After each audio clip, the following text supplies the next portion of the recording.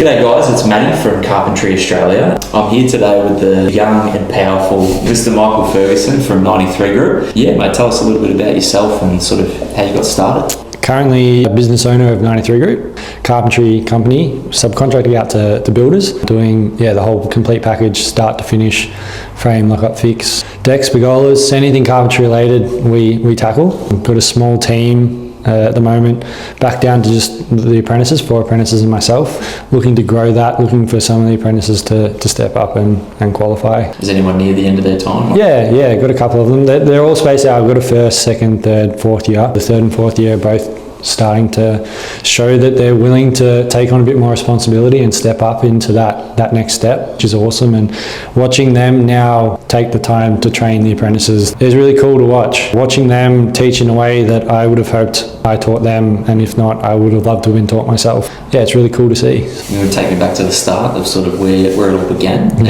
you said you started your business. Was it 93 Group was about 2 or 3 years ago, is that right? A bit more than that now. Be 4 years? Okay. Yeah, 4 or 5, I think. Yeah, started my apprenticeship late. I was about 23 when I did my apprenticeship. I was working at the Chase Hotel, just a pub, pokey venue inside Forest Hill Shopping Centre. Worked my way up through the ranks there, was trying to become one of the assistant managers, felt like I was there, but the position's already filled, and it's kind of like the MCC. It was the only way to move up was to people to leave. Funny enough, went on a Europe trip for 4 months with a couple of mates and came back towards the end of the year. And like the first or second week back, I put in my notice for the festivals over summer and the year, knowing that it's a busy time of year, people want to take time off. Yeah. It wasn't until a couple of months later that the boss finally came out and said, you can't have that time off. Everyone wants that time off. You've just had 4 months away. I'm like, well, that's why I put my notice in 2 months ago. Had to think about it, and that was sort of the push for me to make the change into something a bit more rewarding, and always knew I wanted to do something hands-on. Yeah. What stopped you in the early days? Like, how come you didn't go for a trade earlier? Were you just not too motivated in that space? Yeah, not too motivated. I was always cruised through school, never really pushed myself at school. I know Mum would like to hear me probably acknowledge the fact that she told me in year 10 to do VCAL, and I said, nah, VCAL's for the not so smart people. I'm not one of those. I'm going to do year 12 with all my mates. Same thing, got through the end of year 12, Mum said you should go do an apprenticeship. I said, no, I've just done 13 years of school. I don't want to go into something that's as regimented as school again. So sort of took a gap year, fluffed around for a bit, landed the job at the pub after doing many various different jobs throughout that year. Stuck out the pub for four or so years, and then like I said, realised that it wasn't really my calling either. Yeah. Getting that told that I couldn't have time off to go to BTV, I was like, well, that's it. I'm going to quit next week, and that way I know I can go. So that was sort of the push. Yeah, went out, finally found someone who'd take me on as a mature age, which was pretty tough back then. It was a bit tough. Do you find that, like, as an employer now, do you find that, is it tough to take on a mature age, or like what are the downfalls to having someone who's a bit older? I actually probably would, not that I prefer, I definitely would not turn away the opportunity of putting on a mature age. I look back, probably have going through it myself, think that having a bit more life experience, knowing what it takes to have a job, like the responsibilities of showing up on time, understanding that the job has tasks and roles and stuff that need to get done each day. Yeah, having that experience in that field makes it easier to understand what's involved with being an apprentice or just being a tradie in general and rocking up and getting the job done. So yeah, that life experience I think is a big plus. I think even just being a bit more switched on, and I suppose with the life experience side of things, if you mature age, you will have most likely tried a few different options and realised that hopefully you're doing this because it's something, because I want to do it, and people are there because they want to do it, or because they have a mortgage or rent to pay and know they need to pay the bills, so they will rock up and do their job. They're not going to go MIA first of all. Exactly. But again, I'm not knocking non-mature ages either, because some kids come out of school and know that's what they want to do too. Yeah. So what about if you could give your younger tradie self some advice, like what would it be? I would say that obviously the biggest turn away from mature ages is the apprentice wage. Like, there's ways around, and you can work through it, and if you're willing to put in the time, like, you'll reap the rewards later. But even just committing to it, working a Saturday, doing a bit of overtime, like, there's ways around the fact that you're not making too much. Yeah, you're not making too much, but getting paid to learn. Yes. Yeah. Exactly. Which is a big, big. You don't really get paid to go to uni. No, that's it. Yeah, you don't walk away with a 50k Hexted or 60, 100k Hexted. You actually walked away with money in your pocket. That's right. What about, have you ever had I think we're actually talking about it out there, but like a job that went sideways, and sort of what was the positive outcome of like a bad situation? I suppose for me it's a job we got going at the moment, and it's just the fact that I've never done a job of that scale before, and there's just a few extra things you need to think of, and allowances, and things take a bit longer because there's more to do. Not that I hadn't thought of that, I just didn't realise that it was, things do extrapolate a bit because it's a bigger job. Long story short, with that, I did underquote it in some areas, and that's been a big learning curve. Like, I now know what I need to think of. I need to ask more qualifying questions. That was a big thing. I didn't ask enough questions when quoting the job to be able to quote for the work that needed to be done. It's as simple as the fact that it was all LVL frames, timber, because they had a contact from China, so it all got shipped in along with the sky and flooring, which is obviously heavier than yellow tongue, and all those little things that take that little bit extra. So a big thing that I learned from that job, and I suppose where it went sideways, is I did underquote it because I didn't ask the qualifying questions when quoting the job. So I now know to ask more questions to get the details that I need to be able to quote correctly. What goes into a good quote? What do you think in terms of a process? Asking the questions, thinking about the details, I'm still working on my systems of quoting, but having a written template of everything that could be in the job that you can then remember to allow for then. I think it's just having the right systems and processes, and just the experience, just do more of them. The more you do, the more you learn, the more you pick up. As well. Yeah, sort of bit of muscle memory. Yeah, definitely. I love that. Since the inception of 93 Group, you've gone through quite a few different builders, and you've worked for, I know that you do a lot of these sort of first edition, sort of upstairs renovations and extensions and stuff, which is really cool. Have you got so there's a few builders that you work for, and what do you think makes a good builder great? That's a really good question. I think, as simple as it sounds, communication is a big thing. Communication, organisation, and them taking ownership that it's still their job too. The idea that even though the chippies come on and they're sort of the ones running the show during the construction phase of it, as in terms of what's going on site, because they're the ones reading the plans, building the frame, all that, but the builder still needs to be aware of what could go wrong or what might happen, or like details and things to think of, rather than us coming across the problems and saying, all right, how are we going to fix this? A good builder, or a great builder, is one who knows the plans back to front and bring these things to our attention before they're even an issue, I guess. Communication, and it's something I'm still working on, because communication goes both ways. I need to be able to communicate to the builder that something's going to happen, or it's coming up, or it has happened. But even between me and my team, if my team sees something, them communicating to me, that we then communicate to the builder. I'm definitely no expert on that either, but I know it's something that I'm trying to really improve on, because that's where things break down and go wrong if there's no communication. And you feel like your communication's gotten better over the past few years? And it's gotten better. It still could get better.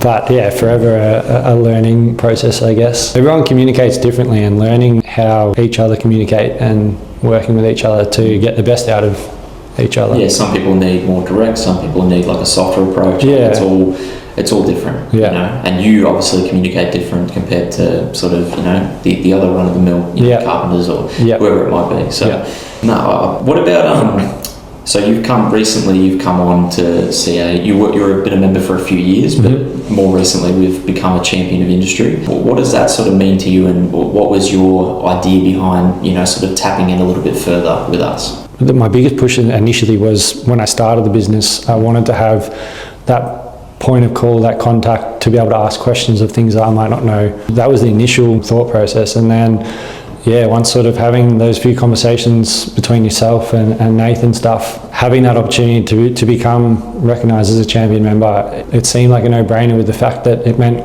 every one of our staff could then have all the benefits of being Carpenters Australia members, and just even being included in the Helping Hand Days, and all those opportunities that not every person gets, being able to have that opportunity to give back to people in need was pretty cool. I don't know, it's such a simple thing, and it's something a bit more difficult to organise ourselves, but having like you guys being the facilitators, and then we can just show up and we take on the brunt of it, and you guys come out and get it done. Exactly. No, we definitely appreciate the effort that you guys have put in, and I think you've been a part of a few of them now, and you've always been a big supporter of that stuff. So I think the community angle is obviously a big part of it, but we couldn't do sort of what we do if we didn't have good businesses that we're involved with and good carpenters, people that are out there having a crack and trying to learn the right ways to do things, and then all of the stuff that filters through you, like myself as well. I'm learning from all the builders and carpenters that I come into contact with. So I'm learning from you, and I sort of give it off to other members, and it's just we all work together. And I think that's what the biggest sort of benefit of having a relationship is all about. I think that community sort of aspect of it is a huge positive too. The fact that it does feel like we're all mates and can get along and can bounce ideas off each other is a big sort of plus for it as well. Did you come to were you at the golf day last year? No, I missed out, unfortunately. Was your team there? Well, we were meant to have a couple of us there, but it just stars didn't align. That's right. You're too good. No, just too busy. Not being organised. Yeah, well, you've been more organised this year. Yes. That's yeah. What about the culture of your team? Because I've spent some time with your team on site. I know that they all seem to put their head down. They work pretty hard. They work well as a group. What do you think sort of built that culture, and what makes them stick together and perform well? Like trying to get in like-minded crew is a big thing that I've sort of always pushed for. Well, pretty much everyone who I've hired has been a bit of word of mouth, either through you guys or through like friends of mine or friends of friends. So I suppose having that sort of that referral process has always been a positive. You sort of find the right people. Yeah, and the fact that someone's willing to put up their hand and say, I recommend that they've got their head switched on is a huge plus, rather than just sort of seeing a resume and reading it on paper and trying to guess and then have to work it off through a few phone calls. But then even then through the interview process of like phoning them, having that conversation, meeting them face to face, calling their references, like you get a pretty good gauge of someone, meeting someone face to face, having a conversation. You'll know if their attitudes, Yeah. So I suppose just knowing the culture that I want people who, as you said, want to put their head down, like keen to learn, know that there's a job that needs to get done.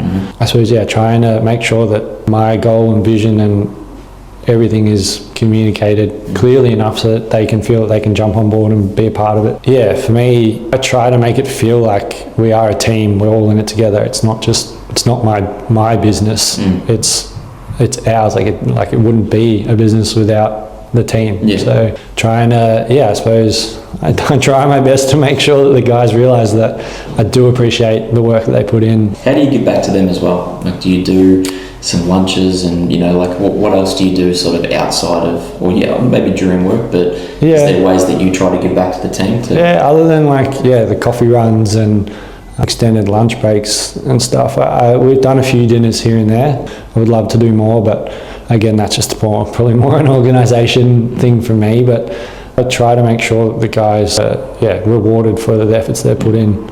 And obviously how you run your thing is different from, like when you were an apprentice and you went through that thing, you probably weren't getting dinners. Not that I can really remember, but I feel like my apprenticeship felt a bit more old school than what I'm trying to set up for my guys, I guess. Like the new age sort of coming through. Yeah. I was talking to some of I was talking to the Habitat boys earlier today, and they were saying that it's just so different compared to say 10 plus years ago when they were doing their apprenticeship and sort of starting out in the trade. It was almost like people prided themselves on how much they didn't look after themselves, and they'd get on the piss and they'd be smoking. There was all these things, and that was like quite normal. And he goes, we go to a site and there might be, out of 20 people, there might be one person who rolls a cigarette, or no one smokes. They're running triathlons. It's just there has been a bit of a culture shift in that way. The culture shift is like health and they're sort of mental health conscious, and that people are a lot more understanding, and it's very especially in the trade space as well, which you always think is a little bit more rough and tumble. It's not. it's not that much. No. It's not really that way anymore, and that's definitely shifting more and more. So even just the accessibility, like being the kids now have, well, not just kids, but everyone has the fact that you've got your phone, anyone can get on the internet. Like everyone knows all their entitlements. Everyone knows like what's going on. Very easily can search up other job roles and see what else is out there. Yeah, there's just been a big culture shift, really. And even you're right, it is the access to information is massive. Like people didn't know if they weren't being paid. They didn't know any better. They had no idea, and they just sort of went by whatever their bosses said or whatever their parents said, stuff like that. So it's given a lot of young traders their own agenda and their own sort of mindset as well. That's really cool. What keeps you as a person, and then maybe you as a business owner as well, but what keeps you motivated after all these years? I suppose the reason that I chose carpentry in the first place was the fact that it's one job where you actually see your work come to life. That still gets me every time I do a job. Especially as you mentioned, a lot of our work's renovation, extension stuff. Into a house and breaking through the roof, and then all of a sudden they've got a whole second story. And then you put the cladding on, and then it's a whole new house. Like I've got photos on my phone of a job we've done recently. I took a photo from the street with no second story, and now I took one the other day, and the fact that there's this thing standing on top of the house, and you did that. It's pretty cool. It's a rewarding factor. The rewarding factor is a big driver for me. And I mean, a bit cliche, but even my partner and I, Claire, were driving home from somewhere the other day. No, we went to walk with the dog along this creek track, and a carport that I built years ago was backed onto the creek, and I said, "Hey, I built that." it's exactly like I worked on that one, kids. But like even that, like walking past, I'm like, shit, it's still standing. Like that's cool. Like I suppose it's that reward for effort that you can visually see, as opposed to I've got mates who sit in front of a computer all day, and all they get at the end of the day is a spreadsheet that they put together. Like I don't see any value in that. But I mean, they might. But no, it's the fact that you build something with your hands. It's tangible. You put your hands on it, you could see it. And you're right, it could be standing in 50 years' time or however long it is, and that's what you're doing. And it's not like you're only working on one place and then it's done. Like you've got so many jobs, so many things you can go everywhere. You're exactly. I worked in this street, I worked in that street. For sure. How it works. What about what's like a myth about builders or carpenters that you want to bust? Is there anything that you hear and you're like, well, it's just not true? That all tradies are bad in a sense, in terms of that's across the board. Like not every boss is a bad boss in the trade industry. Like as we were talking before, in the past, apprentices would get yelled at, abused, on the broom all day. Not every boss is like that these days. I'm sure there's still some older guys who are probably a bit stuck in their ways and not used to the generational change, but not every boss is like that. There's opportunities for apprentices to come to work and learn and enjoy what they do, as opposed to being yelled at. The tradesmen being bad in terms of clients' view on tradies, like always trying to rip them off, not wanting to do the right job, like doing a shit job or always overcharging. Like that's not true. I think in that sense, some people don't always understand the value of our work is, and don't understand that things might cost so much, and think that tradies are out there just to rip people off. It's not. Like we're there to do a good job for the client, so they have a nice home to live in for however long. So I suppose that all tradies are bad is probably the stick that I want to change. Well, if they meet you, then they know. I'd hope so. But even that, like, people being terrified of the tradies rocking up because they're going to trash the joint or whatever. Like, I like to think that we all respect the job that we're doing in people's homes, especially our work is renovation. People are still living in their house while we're doing the work. Like we try stepping into their home. We try to limit the swearing. We take our boots off at the door. Like all those little things, because we do respect the fact that it's their home. So you're not like knocking up a new frame where there's no soul there yet. Like there's already something existing. Exactly. So I don't know. I like to think that we're not bad. We do care. We want to do a good job. So definitely. I did ask, I asked the boys earlier today as well. The one thing that I'm interested to hear from someone like you, who's a few years, 5 years into sort of your journey in your company, if you lost it all tomorrow and there was no 93 group and you just hypothetically it didn't exist, what's like the first step that you'd take to sort of get yourself back on the right track? If you're a qualified carpenter, you want to start your own thing, what would you do? I'd like to think I'd go again.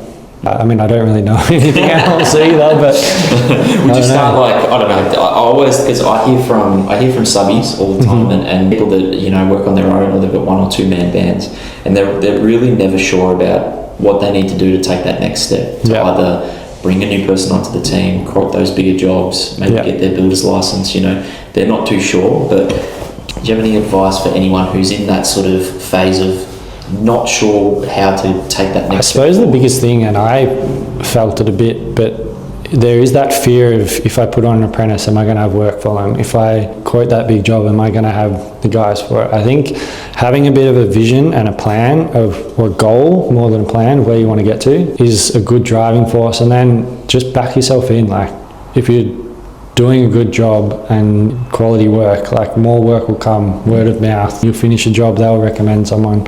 Same with putting on an apprentice. Like, put the apprentice on and you'll be able to quote a bigger job because you've got the guys to do it. I think that was a big thing for me. I put my first apprentice on, and then like a month later I put my second on because we'd got that bigger job. The work was there. It was the 3 of us for a while, and then I had a bit of a network then, and more work was coming in, so I needed more guys to be able to get through the jobs quicker so he'd get to the next one.